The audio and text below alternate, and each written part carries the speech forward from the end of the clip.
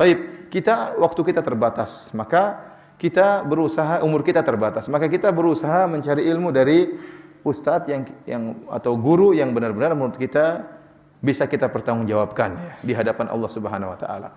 Ibnu Sirin dalam Muqaddimah Sahih Muslim, diriwayatkan oleh Imam Muslim dalam muqaddimahnya, dalam muqaddimah sahihnya, Ibnu Sirin berkata, "Inna hadzal ilma dinun, fanzuru amman ta'khuduna dinakum."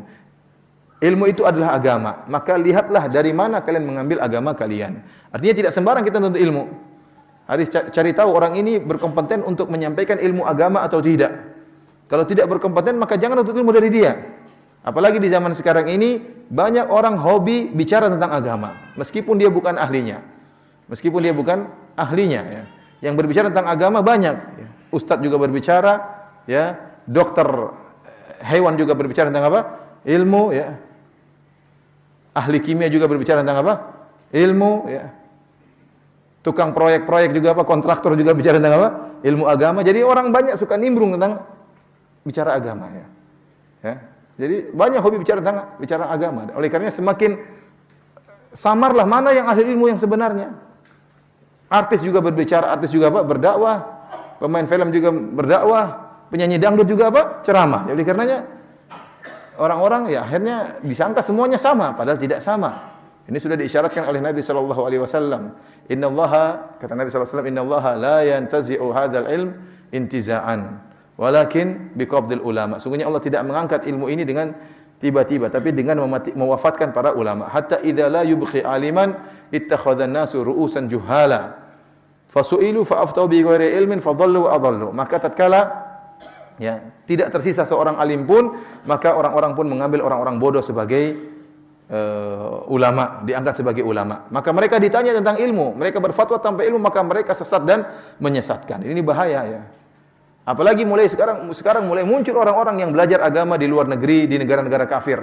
Belajar agama di Amerika, belajar agama di Inggris, kemudian pulang jadi liberal, berbicara tentang halal dan haram, ya. Mengerikan, ya. Dengan berbagai logika, ya, memudah-mudahkan masalah agama, ya. Ya, akhi, saya sering sampaikan, kalau misalnya ada seorang dokter akan melaksanakan operasi di ruang operasi. Kemudian dia punya anak buah, suster-suster mungkin siap untuk membantu dia, ya. Tiba-tiba ada seorang alim, ya, hafal Quran, hafal hadis, ya, faqih dalam masalah agama, tahu-tahu ketuk pintu ruang operasi, kemudian ingin ikut nimbrung, ya.